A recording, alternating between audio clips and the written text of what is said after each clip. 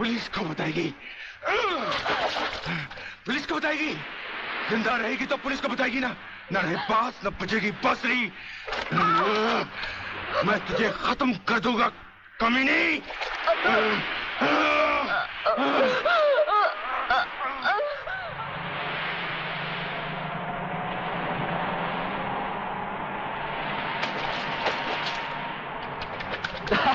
तो पीने का मजा ही नहीं आता। अरे क्या हुआ? अबे सामने देख, लड़की की लाश। अरे नहीं यार, ये भी कोई हमारी तरह नशे और मस्ती में चूर लगती है। चलो उसे और पिलाते हैं, अपना भी नया साल सुधर जाए। अबे नया साल सुधारने के बच्चे अगर लफड़े में फंस गए ना तो जिंदगी बिगड़ जाएगी। हमें क्या मालूम वो जिंदा है या मुर्दा?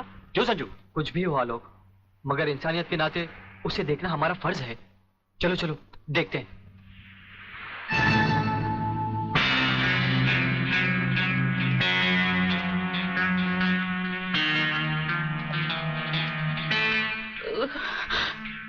मुझे मत मारो प्लीज।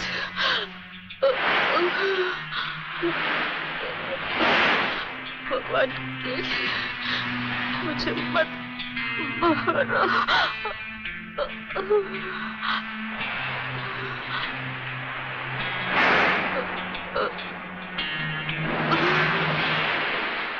अरे ये तो फिर से बेहोश हो गई।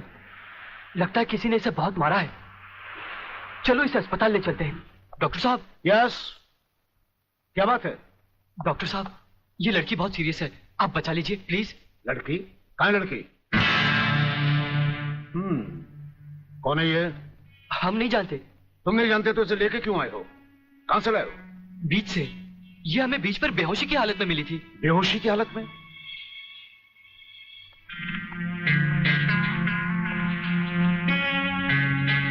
इसकी हालत तुम लोगों ने इसके साथ 31st नाइट बना के तो नहीं की है ना? हम लोगों ने? ये क्या कह रहे हैं डॉक्टर साहब? नहीं नहीं, हम लोगों ने ऐसा कुछ नहीं किया। देखा तुम लोगों ने? मैं तुम लोगों को पहले ही कह रहा था। मगर नहीं यार, चुप रह तू, डरता क्यों है? डॉक्टर साहब ये वक्त इधर उधर की बातों का नहीं है, हम पर भरोसा कीजिए और जल्दी से इलाज कीजिए। बातों से समझदार मालूम होते और मुंह से शराब की बदबू भी आ रही है। लेकिन भाई मेरे ये मामला तो पुलिस का है। पुलिस? हाँ। मगर पुलिस क्यों डॉक्टर साहब? क्योंकि इस तरह के केसेस पुलिस में दर्ज करवाए जाते हैं। मैं इंस्पेक्टर को अभी बुलाता हूँ, इंस्पेक्टर नीचे बैठा है। डॉक्टर साहब। संजय। आप लोग बैठिए। इंस्पेक्टर कहाँ गए वो लोग? साहब हम लोगों को मार के वो दोनों भाग गए। क्या बात है डॉक्टर साहब, आप इतने परेशान क्यों हैं? इंस्पेक्टर साहब पता नहीं वो 3 लड़के इस लड़की को बेहोशी की हालत में यहाँ लाए। मैं आपको बुलाने गया, इतने में वो भाग गए। भाग गए?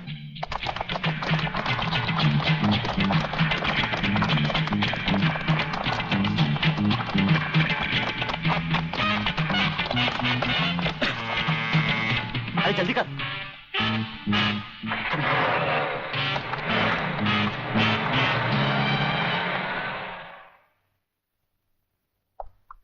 सर, ये है उस लड़की की मेडिकल रिपोर्ट। रेप केस है? नो सर, लड़की के पेट में 2 महीने का बच्चा है। लड़की को होश आया? No sir. उसका कुछ अता पता? अब तो उसके होश में आने के बाद ही पता लगेगा कि वो कौन है और उसके पेट में बच्चा किसका है। अगल सेबी अगल। अरे अगल सेबी अगल। अरे बेटे, अंग्रेजी को मार गोली और हिंदी में समझा। क्या बात है? काकाश्री, पिताश्री मेरे परलोक सुधारने का प्रबंध कर रहे हैं। अरे तो वो मेरी हत्या कर। तुम जैसी कमीने औलाद को मार डालना ही बेहतर होगा। देखता हूँ आज तुम्हें कौन बचाता है। प्रलयनाथ, तुम बीच में मत बोलो जीवनलाल। इस कमीने ने आज मेरी इज्जत मिट्टी में मिला दी है। मैं इसे जान से मारू। बात क्या है? क्या किया है इसने? ये बात तुम मुझसे पूछो तो अच्छा होगा। अच्छा अच्छा, रुक जाओ, शांति करो। बेटे रसिक, चलो उठो, बताओ क्या बात है? अंकल, अंकल मैं। हाँ हाँ बोलो, डरो मत। अंकल मैं एक लड़की से मोहब्बत करते हो, यही ना? हाँ। तुम भी कमाल करते हो प्रलयनाथ। बेटे की मोहब्बत बर्दाश्त नहीं कर पाए, उसे मारने पर तो लाए। अरे मोहब्बत करना तो आजकल के नौजवानों का फैशन है। बात यह नहीं है जीवनलाल, सच तो यह है कि इसकी मोहब्बत के चक्कर में वो लड़की इसके बच्चे की मां बनने वाली। ओहो, तो इसमें कौन सी नई बात है? करवा दो शादी, और अगर लड़की अपने बराबर की नहीं है तो करवा दो एबॉर्शन। मगर जीवनलाल बात यह अरे है। यार, ऐसे मामले में बात कुछ नहीं होती, सीधी सी बात है। अगर वो लड़की नहीं मानती तो पैसे वैसे देकर अपनी जान छुड़वा लो, और अगर फिर भी नहीं मानती तो तुम्हारे लिए किसी की जान लेना कौन सी नई बात है। प्रलयनाथ, तुम तो खामखा उस लड़की के लिए अपने बेटे की जान के पीछे पड़े हो। दरअसल बात यह है जीवनलाल कि वो लड़की तुम्हारी बेटी राधा है।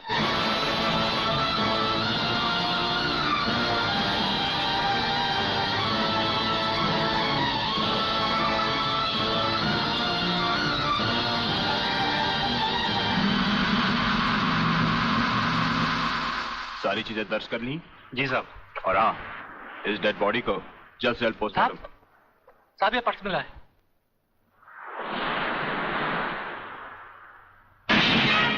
संजय आर चौहान। मेरा पर्स बीच पर या अस्पताल में गिरा है।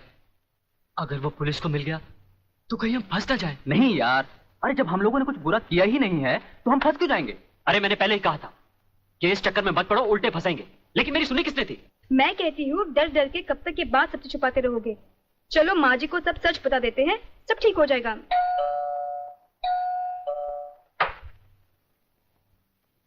नमस्ते। नमस्ते। क्या बात है इंस्पेक्टर साहब? हम शक की बुनियाद पे आपके बेटे संजय और उसके 2 दोस्तों को गिरफ्तार करने आए हैं। गिरफ्तार? क्यों? क्या जुर्म किया है उन तीनों ने? ये आप अपने बेटे से पूछ लीजिए।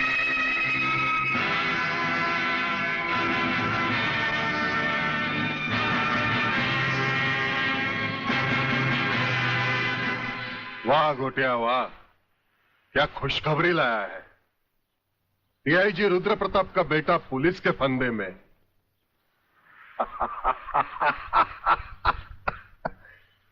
बाप ईमानदारी की मौत मर गया, अब बेटा कानून की मौत मरेगा।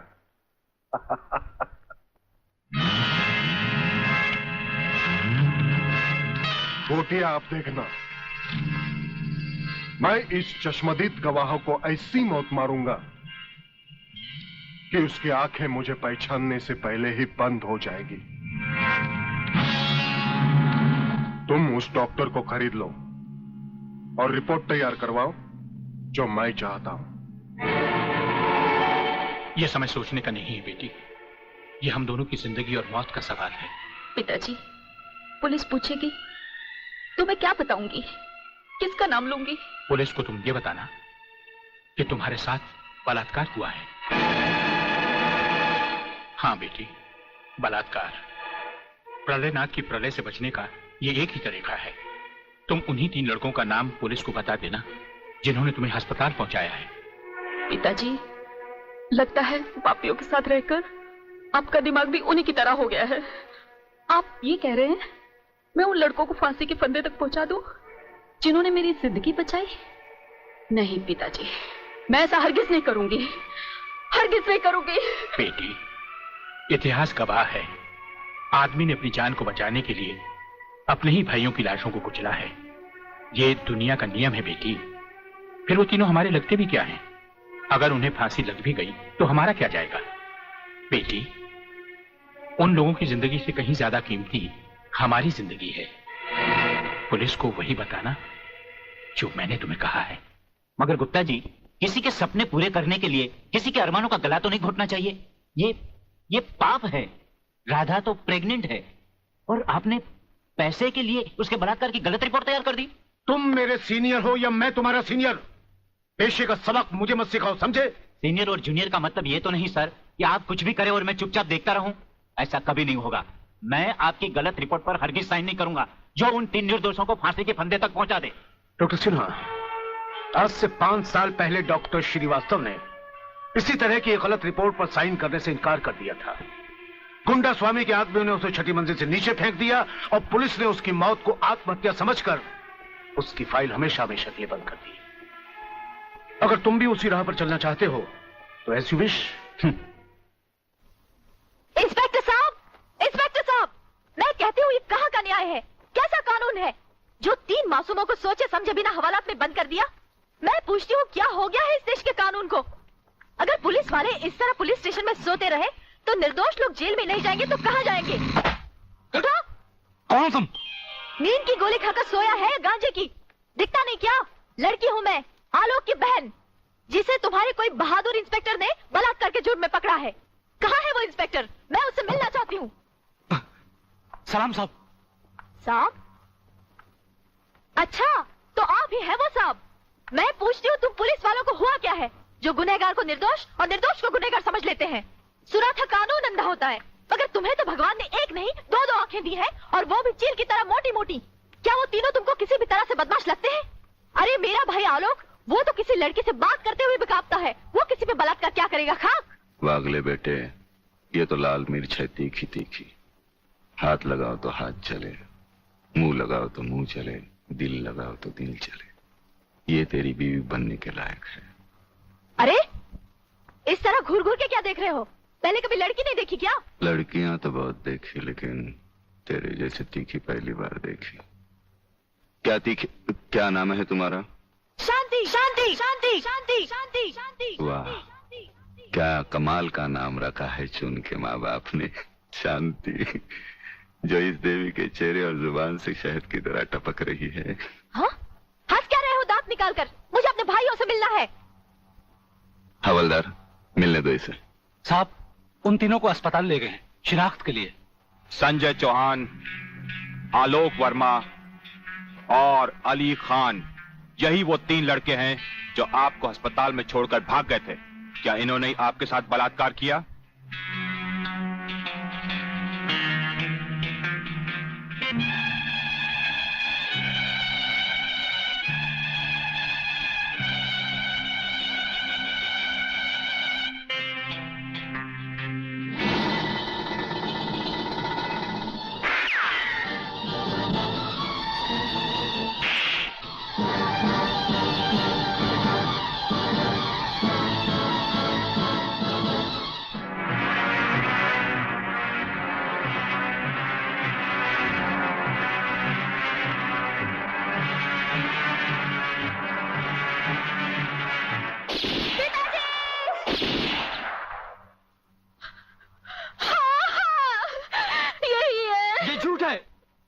ये सरासर झूठ है। हाँ, हमने कोई बलात्कार नहीं किया। सच कह रहा है मेरा बेटा। इंस्पेक्टर साहब, ये झूठी है ये। तुम लड़की नहीं, लड़के के नाम पर एक कलंक हो। अरे जरा इन मासूम चेहरों को देखो जिन पर तुमने मौत की स्याही पोत दी है।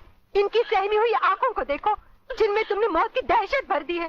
और फिर मेरी आंखों में आंखें डालकर देखो, क्या इन्होंने तुम्हारे साथ बलात्कार किया था? इंस्पेक्टर, कौन है ये औरत? इसे बाहर ले जाओ। हवलदार, पकड़ लो इसको। खबरदार अगर किसी ने भाभी को हाथ लगाया तो।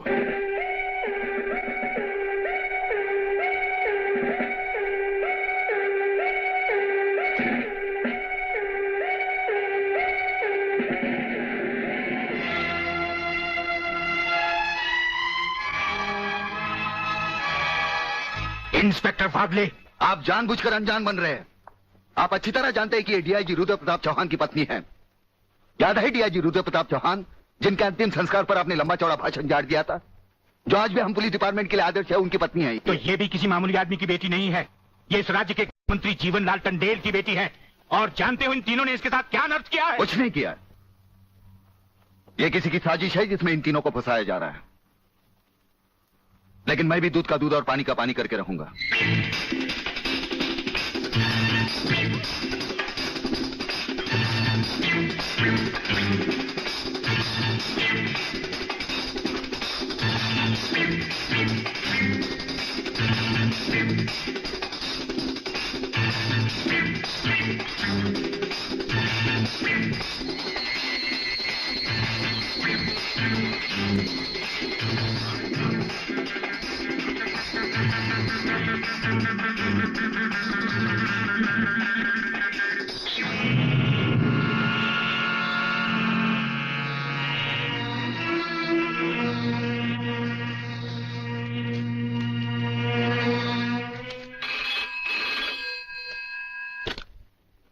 हरिप्रसाद स्पीकिंग। जज साहब, मैं प्रलयनाथ गुंडा स्वामी बोल रहा हूं। Your honour, dancer miss Anita Chaudhary की लाश का समुद्र के उसी किनारे से मिलना और उसी जगह से राधा टंडेल के कपड़े और सैंडलों का मिलना, इंस्पेक्टर वागले को मिली हुई गोली और अनीता चौधरी के पेट से निकली हुई गोलियों का एक ही रिवॉल्वर से चला होना और उस रिवॉल्वर पर किसी और की उंगलियों के निशान होना, यह साबित करता है कि इस केस में किसी और का भी हाथ हो सकता है। इसलिए जब तक ये बातें खुलकर अदालत के सामने नहीं आती, मैं अदालत से दरख्वास्त करूंगा कि इन तीनों की जमानत मंजूर कर ली जाए।